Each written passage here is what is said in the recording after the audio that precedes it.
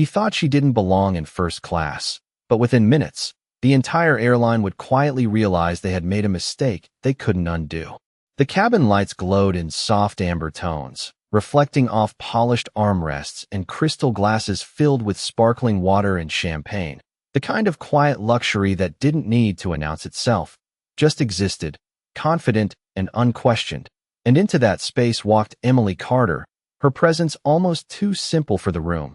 A gray cardigan draped loosely over a white blouse, a worn leather tote resting against her shoulder. Her steps calm, measured, as if she had every right to be exactly where she was, even if no one else seemed ready to believe it. Before we continue, where are you watching from? Drop your city or state in the comments below. And if you believe respect should never be based on appearances, take a second to like and subscribe, because stories like this remind us what dignity really looks like. Now back to Emily Carter. She paused briefly at the entrance to the first-class cabin, glancing down at her boarding pass as the faint hum of the aircraft wrapped around her, the distant murmur of passengers blending with the soft clink of glassware. And for a moment, everything seemed still, as if the space itself was observing her, deciding whether she belonged. And then she stepped forward. A flight attendant greeted her with a practiced smile, the kind perfected through years of customer service.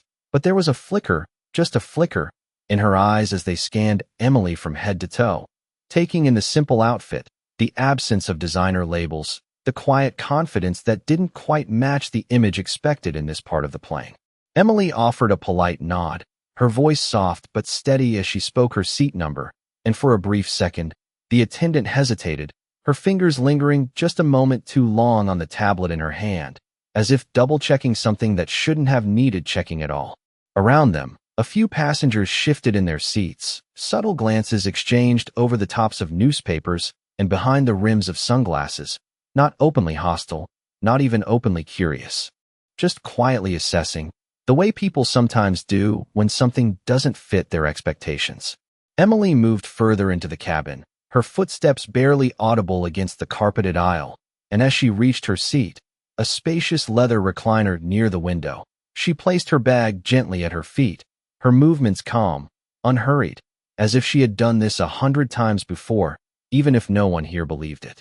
She sat down, smoothing the fabric of her cardigan, her eyes drifting briefly toward the window where the runway stretched out beneath a pale morning sky. And in that moment, there was a quiet stillness about her, something grounded, something certain, the kind of presence that didn't need validation, even as the air around her began to shift ever so slightly. Because just a few rows away, someone had already noticed, and what started as a glance was about to become something much louder, something that would ripple through the cabin and test every quiet assumption that had been made the second she walked in. And as the engines outside began their low, rising hum, the first crack in that polished world was already forming. The whisper did not come loudly at first. It rarely ever does in places like this. It began as a subtle shift in tone, a slight lean across an aisle, a voice lowered just enough to seem private, but loud enough to be heard. And then it landed, sharp and deliberate. "I think there has been a mistake," a well-dressed man in his late 50s said, adjusting the cuff of his tailored navy blazer as he glanced toward Emily with a faint, controlled smile that did not reach his eyes, the kind of smile that carried certainty, the kind that assumed it would be agreed with. And the flight attendant who had greeted Emily earlier paused mid-step, her posture tightening ever so slightly as she followed his gaze. Emily did not turn immediately.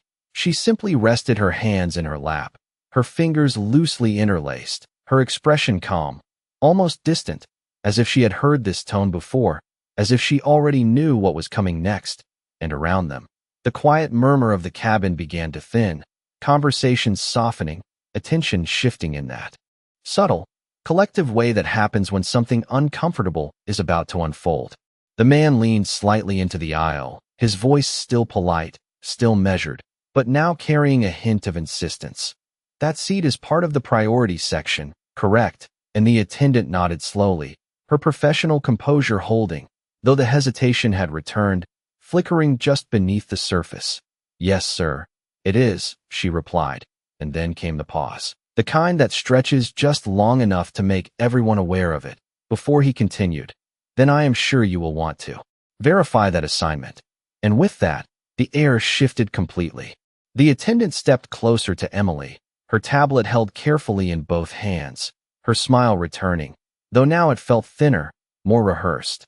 "Ma'am, may I please take a look at your boarding pass again?" she asked, her tone still polite, but now carrying that subtle edge of doubt, the kind that assumes a correction is about to be made. Emily looked up slowly, her eyes steady, her voice gentle as she handed over the pass without a word, and for a moment, everything seemed to hold its breath as the attendant scanned it once more, her brow tightening slightly as she reviewed the information, her thumb tapping the screen, checking, rechecking, as if searching for something that would confirm what had already been decided in the minds around her. A second attendant approached, drawn by the shift in energy, her gaze moving between the tablet and Emily, then toward the man who had spoken, who now sat back with quiet confidence, watching, waiting, certain that the outcome would align with his expectation. "Is there an issue?" the second attendant asked softly, and the first responded just quietly enough to suggest discretion, but not enough to prevent others from hearing. "I just need to confirm seating." And that was enough. Enough for the nearby passengers to begin their silent observations again. Enough for the weight of judgment to settle fully into the space. Emily remained still, her posture unchanged, her breathing even, her eyes calm, as if none of this surprised her, as if the unfolding moment was simply another version of something she had lived through before. And yet, beneath that calm, there was something else, something quieter, something steady, waiting, and as the attendant's fingers hovered over the screen, preparing to make a decision that would shift everything, the cabin seemed to narrow around them, the soft luxury of the space now carrying a tension that no one could quite ignore, and in that silence, the first real line had been drawn. The attendant's expression settled into something more decisive now, the kind of polite firmness that often hides a conclusion already made, and she lowered the tablet slightly as she looked at Emily with a measured smile that no longer asked but instructed, "Ma'am, it appears there may have been a seating discrepancy. I am going to need you to step out of this seat while we sort this out." And though her tone remained controlled, the words landed with a quiet finality that echoed far louder than her voice. A ripple moved through the cabin, subtle but unmistakable, as nearby passengers shifted, some pretending not to listen while leaning just enough to catch every word, others watching openly now, their curiosity no longer concealed, and the man who had spoken earlier adjusted in his seat, with a small exhale of satisfaction, his gaze briefly meeting the attendant's as if confirming that the situation was unfolding exactly as expected. Emily lifted her eyes slowly, her expression unchanged, her calm almost disarming against the tension that had begun to fill the space, and for a brief moment, she said nothing at all, allowing the silence to stretch just long enough for the weight of the request to settle fully in the air. "I believe this is my assigned seat," she said finally, her voice soft but steady, not defensive, not confrontational, simply stating a fact, and yet even that seemed to deepen the unease around her, because it did not match the narrative already forming in the minds of those watching. The attendant's smile tightened slightly, her posture straightening as if preparing to reinforce authority. "I understand, ma'am, but we need to verify a few things. If you could please gather your belongings and step into the aisle. We will resolve this quickly." And there it was, no longer a suggestion but a directive, framed in courtesy but edged with expectation. Emily glanced briefly at her bag, then back toward the attendant, her movements still unhurried, as if time itself moved differently for her. And in that moment, something about her composure began to unsettle the certainty in the room, because she did not react the way they anticipated. She did not rush. She did not argue. She did not shrink. Instead, she reached calmly into her tote and retrieved her phone, her fingers moving with quiet precision as she unlocked the screen, and though no one could see what she was doing, the simple act drew attention, the way stillness sometimes does more than motion. The second attendant shifted her weight slightly, exchanging a quick glance with her colleague, uncertainty flickering just beneath the surface, as if something about the situation no longer felt entirely straightforward. But the momentum had already begun, and in places like this, momentum often overrides doubt. "Ma'am," the first attendant repeated, her voice a shade firmer now. We do need you to step aside. And the room seemed to lean in, waiting, anticipating the moment where compliance would restore the order they were accustomed to. Emily paused, her thumb hovering over the screen for just a second longer, and then she looked up again, her eyes steady, her voice quiet enough that only those closest could hear. "Could you check one more thing for me?" she said, and there was no challenge in her tone, only a calm request, almost curious. "Could you confirm who owns this airline?" And the question did not rise. It did not echo. It simply settled into the air like a stone dropped into still water, small at first, almost unnoticeable, but already beginning to send ripples outward. And for the first time since this had begun, the certainty in the attendant's expression faltered, just slightly, just enough to suggest that something deeper had just been set in motion. For a fraction of a second, no one moved, as if the question itself had quietly interrupted the script everyone thought they were following, and the first attendant blinked, her fingers tightening slightly around the tablet, her expression caught between confusion and the need to maintain control, because this was not how these moments usually went. People either complied or protested, but they did not ask questions like that, not questions that seemed so simple, yet carried something heavier beneath them.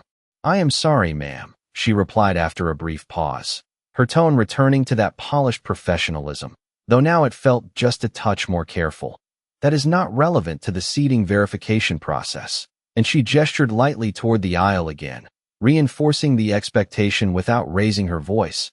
But the second attendant was already glancing down at her own device, her brow faintly furrowed as if the question had planted something she could not quite ignore. Emily did not respond immediately. She simply held the attendant's gaze for a moment longer, not challenging, not yielding, just steady. And then her attention shifted briefly back to her phone, her thumb pressing once, deliberate and quiet, before she set it gently on her lap again, her posture unchanged, her calm unbroken. Around them, the cabin had grown noticeably quieter, conversations fading into half-finished sentences, the soft clink of glassware now absent, replaced by a tension that lingered just beneath the surface. And even the man who had initiated the complaint seemed to shift slightly in his seat, his earlier confidence now edged with something less certain, though he quickly masked it with a small, dismissive glance toward the aisle. The first attendant exhaled softly, as if gathering patience. "Ma'am, we do need to proceed so that we can prepare for departure," she said, her voice firmer now.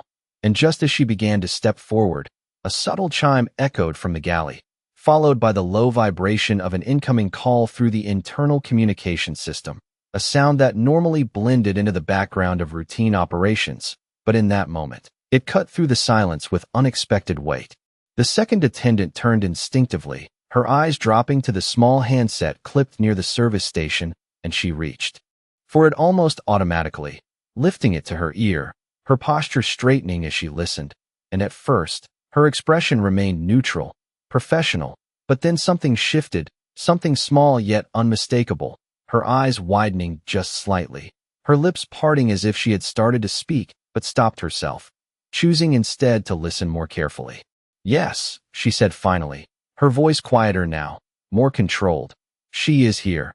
And that single word seemed to ripple outward, though no one else could hear the other side of the conversation. The change in her demeanor was enough to draw every eye back toward her, enough to pause even the first attendant mid-motion.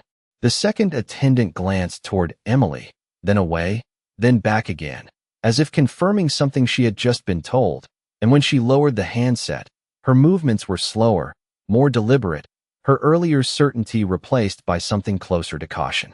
"There has been a request from operations," she said, addressing her colleague but loud enough for others to hear. "We need to hold on any seating adjustments for now." And the words landed softly, but their impact was immediate, because in a place governed by strict procedure, a sudden change like that did not happen without reason. The first attendant hesitated, her eyes flickering between Emily and her colleague, the balance of authority shifting in a way she could not fully control, and for the first time since this had begun, the direction of the moment no longer felt certain, as if something unseen had quietly stepped into the room, altering the course of everything without raising its voice. And Emily remained exactly where she was, her hands resting calmly in her lap, her expression unchanged as the world around her began, slowly but unmistakably, to adjust. The words settled into the cabin with a quiet authority that no one could quite challenge, and for a moment, everything seemed suspended, as if the usual rhythm of boarding and departure had been gently paused by something far more significant, and the first attendant, who only seconds ago had been guiding the situation with confident certainty, now found herself standing still, her posture subtly shifting as she recalibrated, her eyes moving once more to Emily, but this time not with doubt, not with quiet judgment, but with a careful awareness that had not been there before. Operations, she repeated softly, almost to herself, as if trying to make sense of the sudden change, because instructions like that did not come lightly, not at this stage, not without reason, and certainly not for something as routine as a seating verification, yet here it was, undeniable, already altering the tone of everything. The second attendant gave a small, almost imperceptible nod, her expression composed but no longer dismissive, her earlier skepticism replaced by something closer to caution, and she stepped slightly closer to her colleague, lowering her voice just enough to suggest discretion.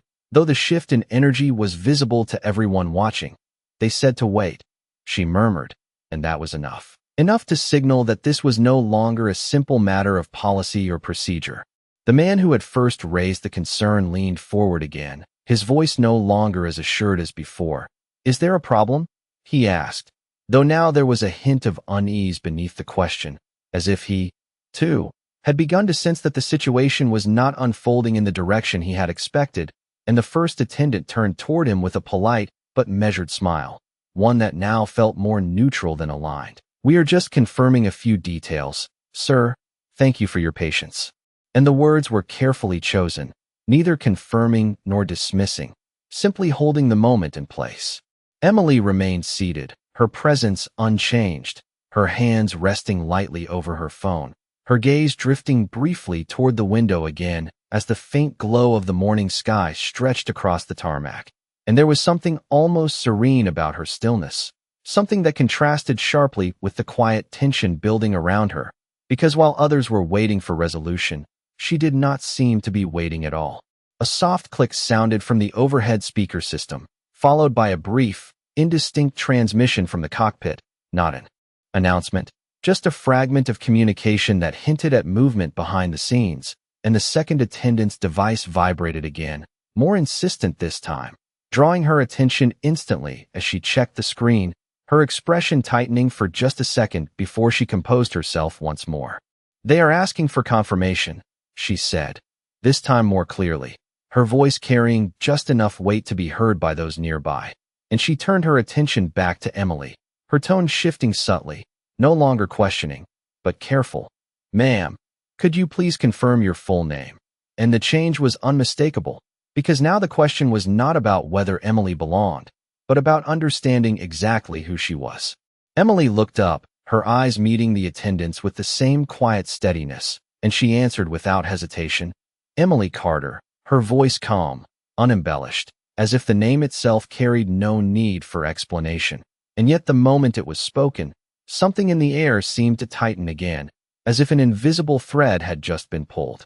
The second attendant glanced quickly back at her device, her fingers moving with precision as she entered the name, and within seconds, her expression shifted once more, this time more visibly, her lips pressing together as her eyes scanned whatever had appeared on the screen, and then she looked up again, directly at Emily, a flicker of realization beginning to surface, subtle but undeniable. The first attendant noticed it immediately, her own composure beginning to waver as she leaned slightly closer, her voice lower now. "What is it?" she asked, and the second attendant did not answer right away.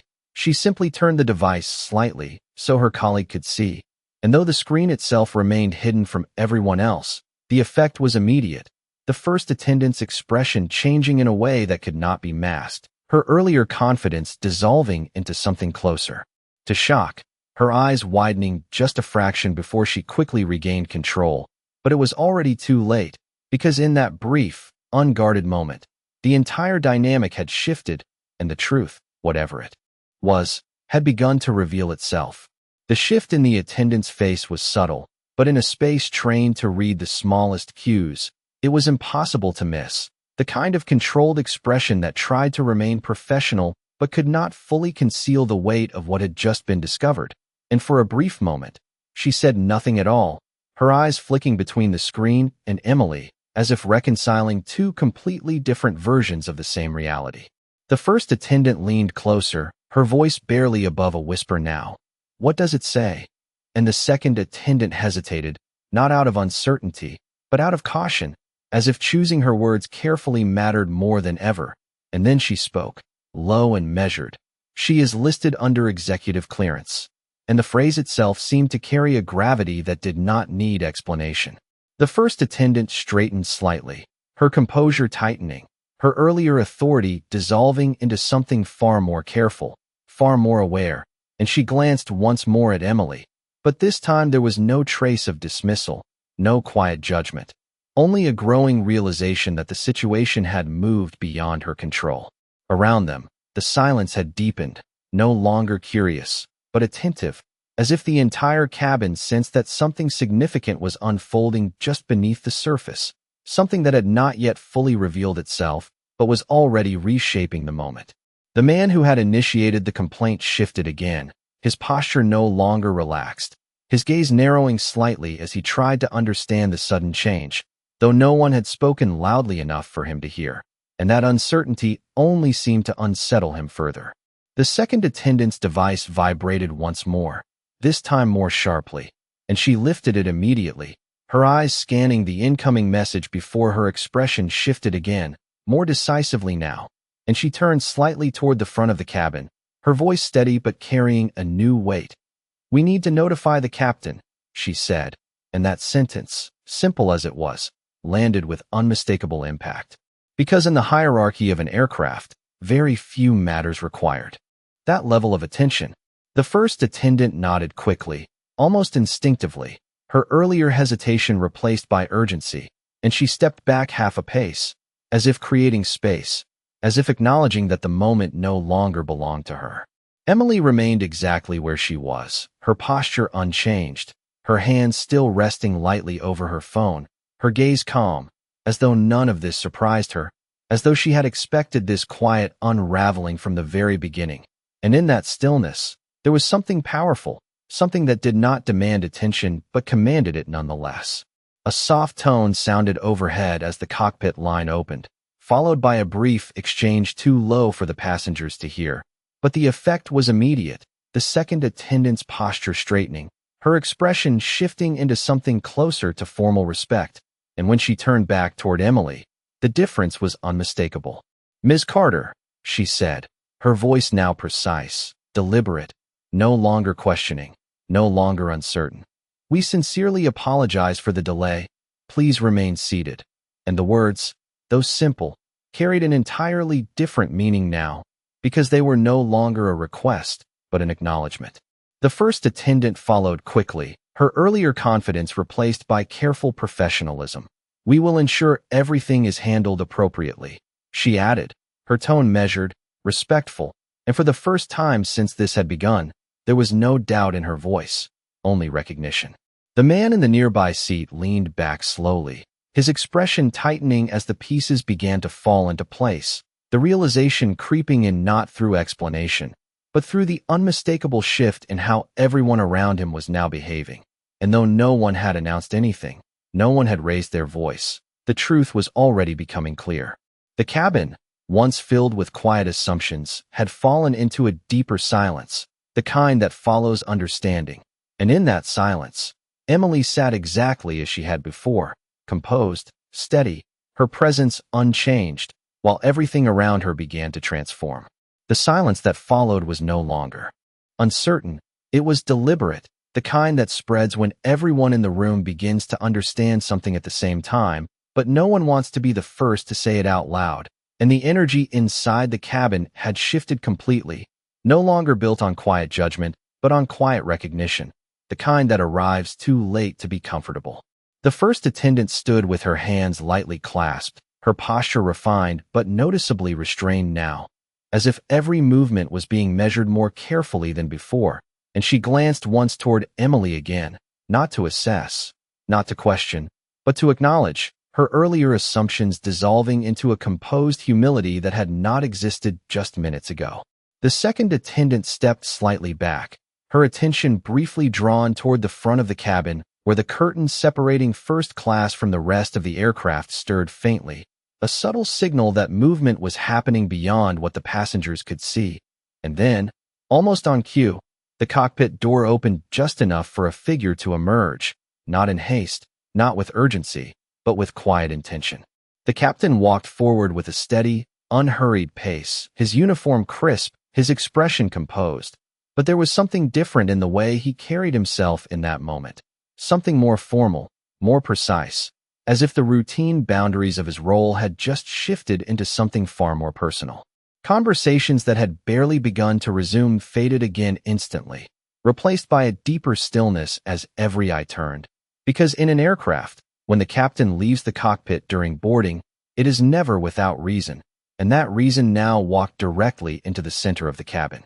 He stopped a few steps from Emily, his gaze settling on her with quiet certainty, and for a brief moment he said nothing, as if allowing the weight of the moment to settle fully before speaking, and then he inclined his head slightly, a gesture subtle but unmistakably respectful.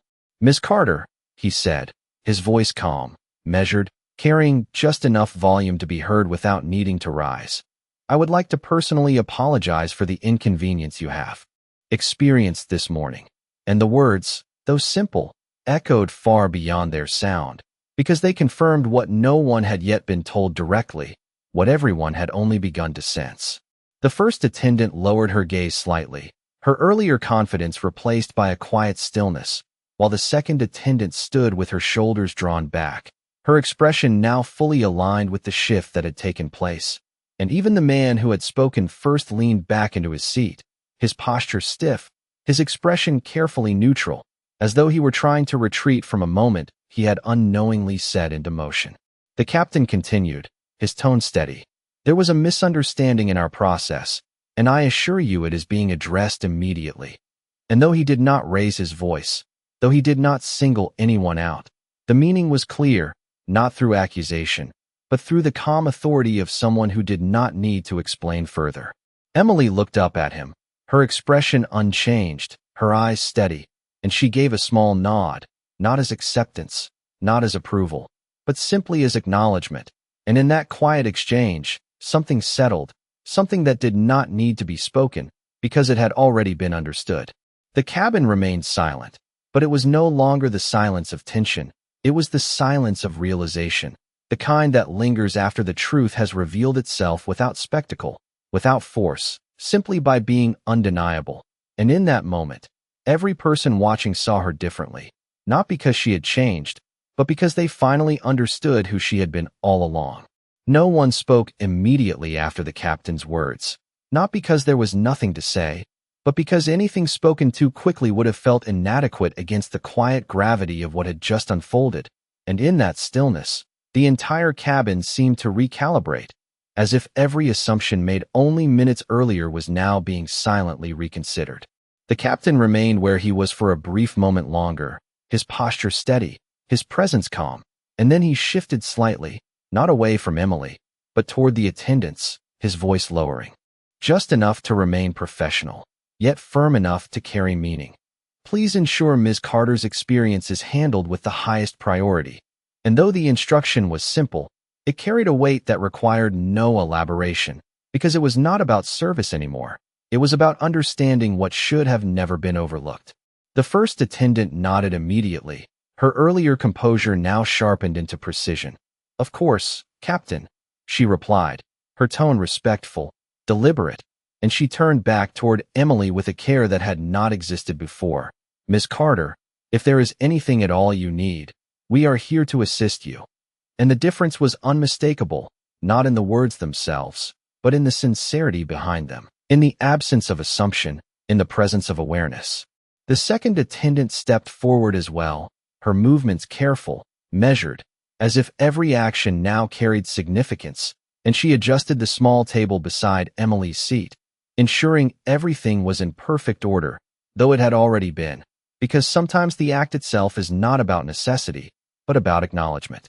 A quiet rustle moved through the cabin as a few passengers shifted in their seats, their attention no longer curious, but reflective, and the man who had first spoken sat back completely now, his hands resting on his lap, his gaze no longer fixed on Emily, but somewhere unfocused, as if the moment had turned inward for him, as if he were reconsidering not just what had happened, but why it had felt so certain before. The captain gave a final, subtle nod, his role in the moment complete, and he turned to make his way back toward the cockpit, his presence receding as quietly as it had arrived, leaving behind a space that felt different, not because anything physical had changed, but because something intangible had shifted, something that could not be undone. Emily remained composed, her posture unchanged, her gaze soft as she looked once more toward the window, the early light now brighter across the runway, and there was no trace of triumph in her expression, no satisfaction, only a quiet steadiness, as if the entire exchange had been less about proving something and more about revealing something that had always been there. The attendants moved with renewed attention, their actions precise, their voices softer, and the cabin, once filled with silent judgment, now carried a different kind of silence, one that held understanding instead of assumption, reflection instead of certainty. And in that quiet, no one needed to ask who she was anymore, because the answer had already changed everything. The aircraft door closed with a soft, final sound that echoed faintly through the cabin, and as the engines began their steady rise, the world outside slowly started to move, the runway stretching forward beneath the morning light. Yet inside, something far more meaningful had already shifted, something that could not be measured in distance or time.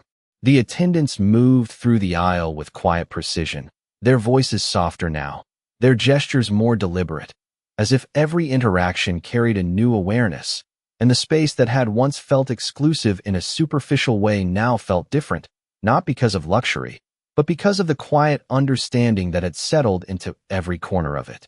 Emily sat by the window, her reflection faint against the glass as the aircraft began to taxi, her expression calm, unchanged, as though the entire experience had passed through her without leaving a trace. Yet for those around her, it had left something far more lasting. The man who had first spoken shifted slightly in his seat, his posture no longer confident, no longer certain, his gaze lowered now, not out of embarrassment alone, but out of recognition, the kind that arrives when a belief you held without question is suddenly exposed as incomplete. And though he said nothing, the silence around him carried its own weight, a quiet acknowledgement that needed no apology to be understood. Across the cabin, other passengers returned slowly to their routines, lifting glasses, adjusting seats, opening devices, but the movements were different now, less automatic, more thoughtful, as if each person carried with them a subtle awareness that had not been there before, a reminder that what they had witnessed was not just a moment, but a reflection of something deeper. The attendants passed by Emily once more, offering service with careful attention, not out of obligation, but out of respect, and each interaction was marked by a quiet sincerity that could not be mistaken, because it came not from protocol, but from realization.